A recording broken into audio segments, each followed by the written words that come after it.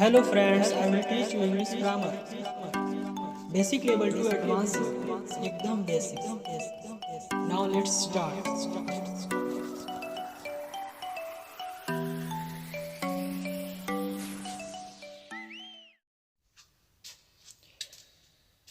Hello friends, आज हम लोग देखेंगे नरेशन के बारे में कि नरेशन क्या होता है। नरेशन क्या होता है इसके बारे में हम देखेंगे। तो कोई भी अगर हम अपनी बात आपके सामने व्यक्त कर रहे हैं तो जो हमारी व्यक्त करने की कला है, अपनी बात को, अपने शब्दों को, इसी को नरेशन कहा जाता है। ठीक। और नरेशन के दो टाइप्स के होते हैं।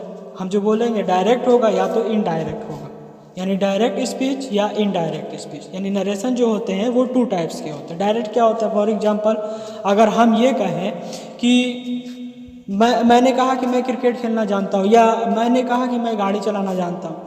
अब मेरी बात मैंने अपने सामने वाले से कहा, लेकिन मैं चला गया। अब मेरे सामने वाला तीसरे बंदे से बोला कि उसने बोला कि वो गाड़ी चलाना जानता है, तो मेरी बात तीसरे को बता रहा है, तो ये इनडायरेक्ट हो गया।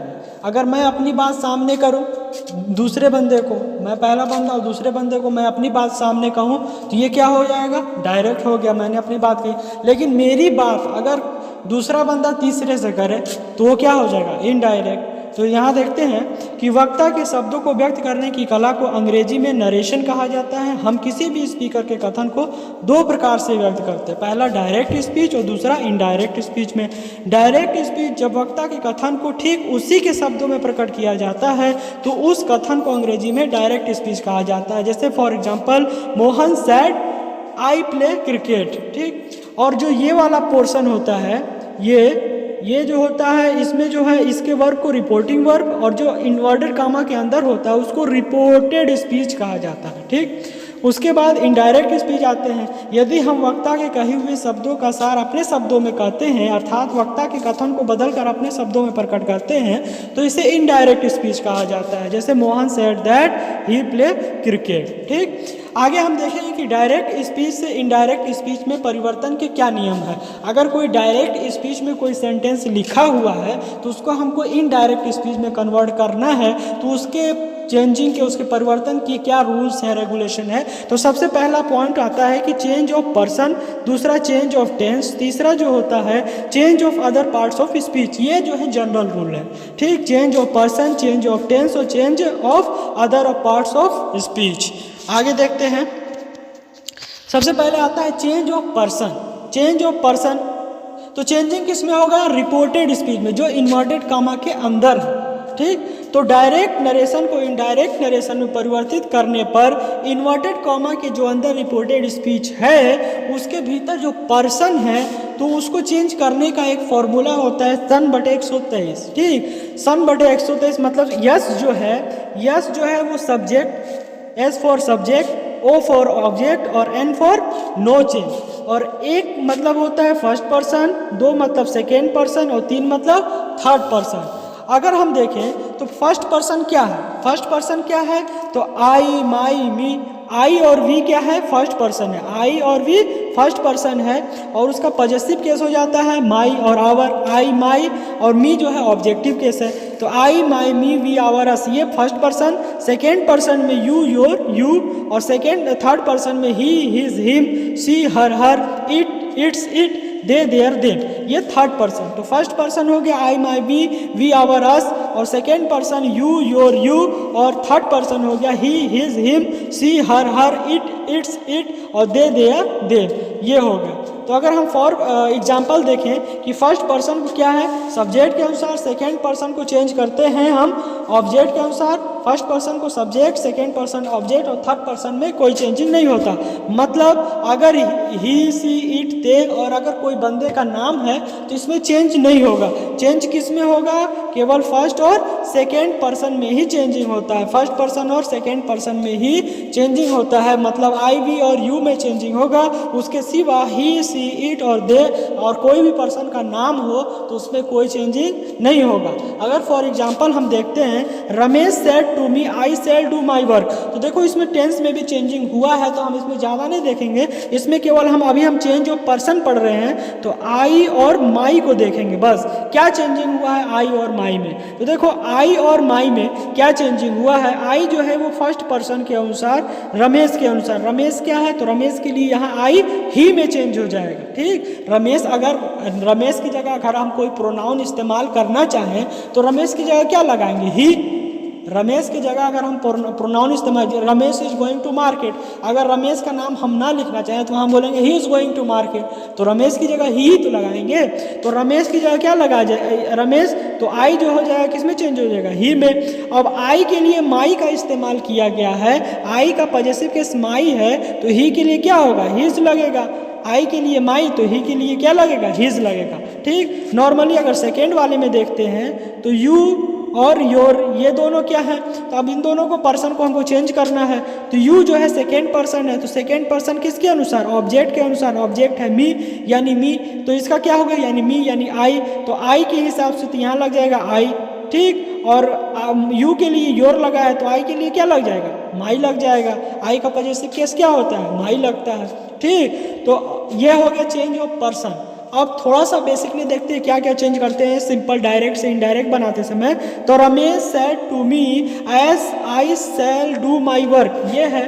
तो सेड टू का हो जाता है टोल्ड, सेड टू को टोल्ड में, और दोनों वाक्यों को कनेक्ट करने के लिए कंजक्शन हम दैट का इस्तेमाल करते हैं नॉर्मल असर्टिव सेंटेंस में। ठीक, तो Ramesh said to me, Ramesh told me that, और आई किस में चेंज हो जाएगा, आई हो जाएगा सब्जेक्ट के अनुसार। तो सब्जेक्ट क्या है, रमेश, रमेश के लिए हम जो प्रोनाउन इस्तेमाल करेंगे वो ही होगा, तो आई की जगह हो जाएगा ही। और शैल का क्या हो जाएगा, तो शैल का शुड होता है लेकिन ही के लिए विल लगता है ही के साथ, तो विल का वुड हो जाएगा, तो he would do his work. ठीक, आगे हम देखेंगे Ramesh said to me, Ramesh said to me you should finish your work, तो रमेश टोल्ड मी दैट, और यू का क्या हो जाएगा, ऑब्जेक्ट के अनुसार, मी के अनुसार, तो मी का सब्जेक्टिव केस क्या होता है, आई होता है, तो आई लग जाएगा, I should finish, I should finish, और इसमें फिनिश में कोई चेंजिंग नहीं करेंगे, क्यों, क्योंकि शुड के साथ भी वर्क की फर्स्ट फॉर्म ही लगती है।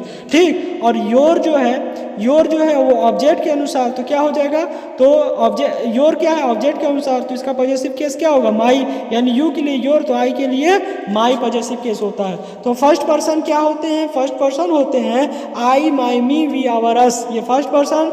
सेकेंड पर्सन जो होते हैं यू, योर, यू, और थर्ड पर्सन जो होता है he, his, him, she, her, it, its, it, और दे, देयर, देम। ठीक, आई के लिए पॉजेसिव केस माई यानी पोजीशन यानी अधिकार दिखाना हो, जैसे आई के लिए हम बोले माई बुक। ठीक, माई बुक, अगर हम पोजीशन दिखा रहे हैं, अपना अधिकार दिखा रहे हैं किसी भी चीज़ पर, तो, और आवर कंट्री। ठीक, your book, his book, her book, यानी अपने के लिए जहाँ इस्तेमाल करते हैं तो आई के साथ माई, वी के साथ आवर, यू के साथ योर, ही के साथ हिज, सी के साथ हर, इट के साथ इट्स, और दे के लिए देयर का इस्तेमाल करते हैं। अब हम आगे देखेंगे, आगे है चेंज ऑफ टेंस। हमने चेंज ऑफ पर्सन देख लिया, डायरेक्ट से इनडायरेक्ट में बदलते समय सेंटेंस में चेंजिंग की जाती है।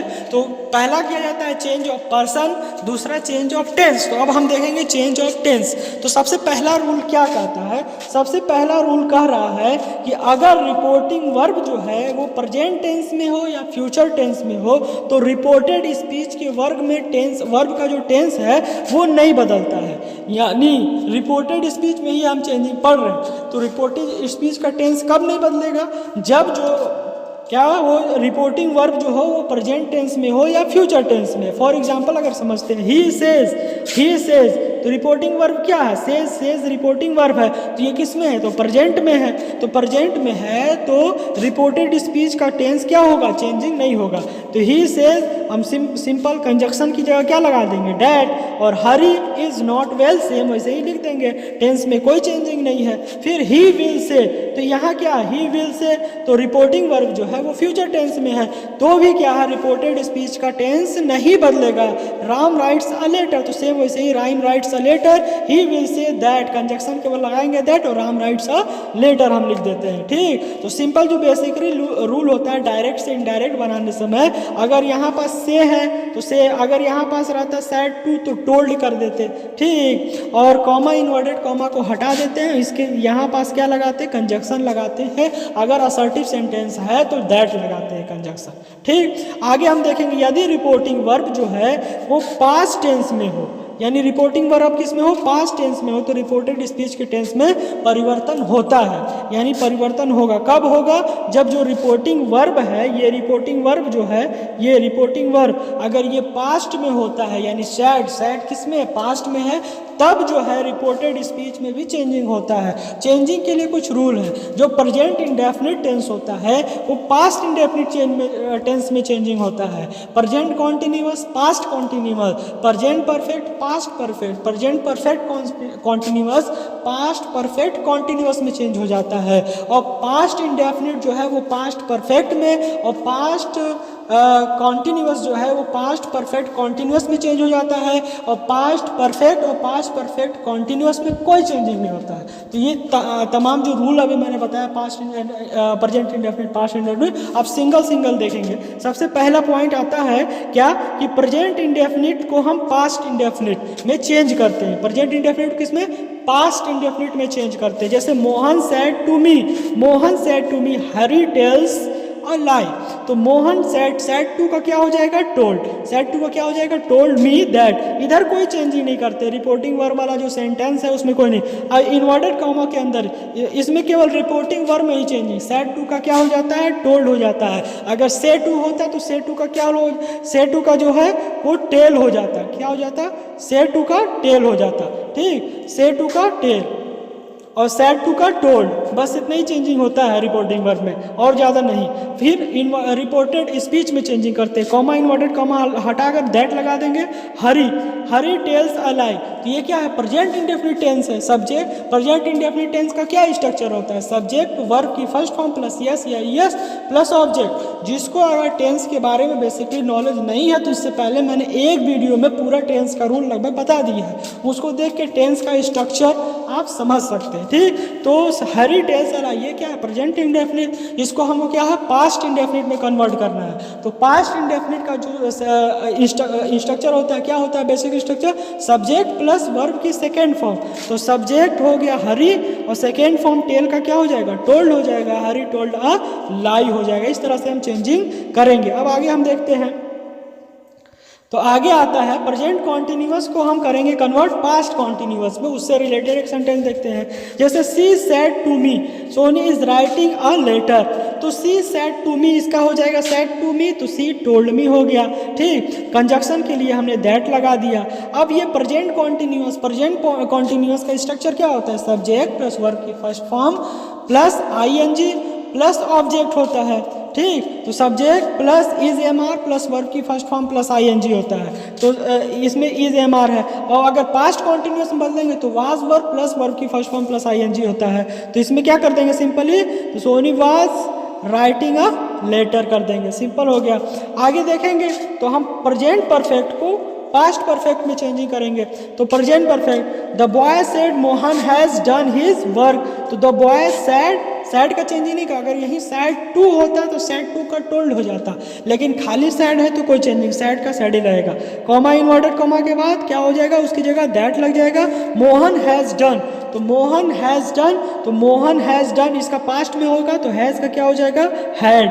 ठीक, तो प्रेजेंट परफेक्ट का क्या स्ट्रक्चर होता है, सब्जेक्ट प्लस वर्ब की थर्ड फॉर्म होता है, सब्जेक्ट प्लस हैज़ या हैव प्लस वर्ब की थर्ड फॉर्म। और अगर पास्ट परफेक्ट जो होता है subject plus had plus verb की थर्ड फॉर्म हो जाता है। तो यहाँ क्या हो जाएगा, Mohan had done his work हो जाएगा बस। ठीक, अब चेंज ऑफ पर्सन इसमें नहीं किए, क्यों नहीं किए, क्योंकि थर्ड पर्सन में कोई चेंजिंग नहीं करते हैं। सन बड़ा 123 से अभी हमने देखा था कि फर्स्ट पर्सन सब्जेक्ट के अनुसार, सेकंड पर्सन ऑब्जेक्ट के अनुसार, और थर्ड पर्सन में कोई चेंजिंग नहीं होता है। अब हम देखेंगे प्रेजेंट परफेक्ट कॉन्टिन्यूअस को पास्ट परफेक्ट कॉन्टिन्यूअस में चेंजिंग करते हैं। अगर किसी को प्रेजेंट परफेक्ट कॉन्टिन्यूअस यानी टेंस ही नहीं पता है तो टेंस का मैंने एक वीडियो में टोटल रूल बनाकर बता दिया है, उसको देखकर वो टोटल रूल जान सकता है, ठीक। तो प्रेजेंट परफेक्ट कॉन्टिन्यूअस का कैसे, they said the boy have been living in this house for 5th month। तो इसका क्या हो जाएगा, दे सेड दैट, कंजक्शन की जगह दैट, द बॉय, अब हैव बीन की जगह क्या लग जाएगा, had been living in, this का हो जाएगा दैट, ये आगे हम देखेंगे अभी, ठीक, फॉर 5 years, ठीक। फिर उसके बाद आगे देखेंगे पास्ट इंडेफिनिट पास्ट परफेक्ट में चेंज हो जाता है। तो पास्ट इंडेफिनिट पास्ट परफेक्ट में कैसे चेंजिंग होगा, तो Meena said Madhu wrote a letter, तो मीना सेड कंजक्शन में लगा दैट, मधु रोट, तो रोट की जगह क्या हो जाएगा, अब हम पास्ट इंडेफिनिट को पास्ट परफेक्ट में, तो हैड रिटन हो जाएगा, हैड रिटन अ लेटर, ठीक। Past continuous past perfect continuous में चेंज हो जाता है। तो he said it was running, तो क्या हो जाएगा, he said that it had been running हो जाएगा। क्यों, क्योंकि पास्ट कॉन्टिन्यूअस का स्ट्रक्चर होता है subject plus was verb plus verb की फर्स्ट फॉर्म प्लस आईएनजी, और जो पास्ट परफेक्ट कॉन्टिन्यूअस का जो स्ट्रक्चर होता है वो होता है subject plus had been plus verb की फर्स्ट फॉर्म प्लस आईएनजी, ये स्ट्रक्चर होता है, ठीक। आगे हम देखते हैं पास्ट परफेक्ट कॉन्टिन्यूअस में, यानी पास्ट परफेक्ट में और पास्ट परफेक्ट कॉन्टिन्यूअस में कोई चेंजिंग नहीं होता है, ठीक। अगर सेंटेंस पास्ट परफेक्ट में हो, तो जैसे he said Ram had gone there, तो ये पास्ट परफेक्ट में है, तो इसमें कोई चेंजिंग नहीं हो जाएगा। ही सेड दैट कंजक्शन लगेगा, राम हैड गॉन देयर, इसमें टेंस में कोई चेंजिंग नहीं होगा, ठीक। आगे he said Rekha had been reading for 2 hours, तो इसका क्या हो जाएगा, तो he said that Rekha had been reading for 2 hours, क्योंकि तो बेसिकली जो किसी भी अगर ग्रामर में आप एक्टिव पैसिव पढ़ो चाहे नरेशन पढ़ो, ठीक, तो आपको बेसिकली जो है कि इस टेंस का जो बेसिक स्ट्रक्चर है वो आना ही चाहिए, ठीक। तो इसके लिए हमने पहले ही टेंस का जो एक वीडियो में, ज़्यादा लंबा भी नहीं है, 14-15 मिनट का एक वीडियो है, उसमें बना कि मैंने पूरे टेंस का एक रूल बता दिया था कि जिसको अगर नहीं पता है तो एक वीडियो में वो टोटल टेंस का स्ट्रक्चर जान सकता है। तो आप पहले उस वीडियो को भी देख लेंगे, तो ये कोई कठिन चीज़ नहीं है, बहुत आसानी से आप इसको समझ सकते हैं, ठीक। तो वीडियो जो है ज़्यादा लंबा ना हो जाए, इसलिए जो आगे का है यानी change of other parts of speech, फिर इसमें भी कुछ एक्सेप्शन है जैसे यूनिवर्सल ट्रूथ है, हैबिचुअल है, तो ये सब मैं नेक्स्ट वीडियो में बता दूंगा आपको, ठीक है।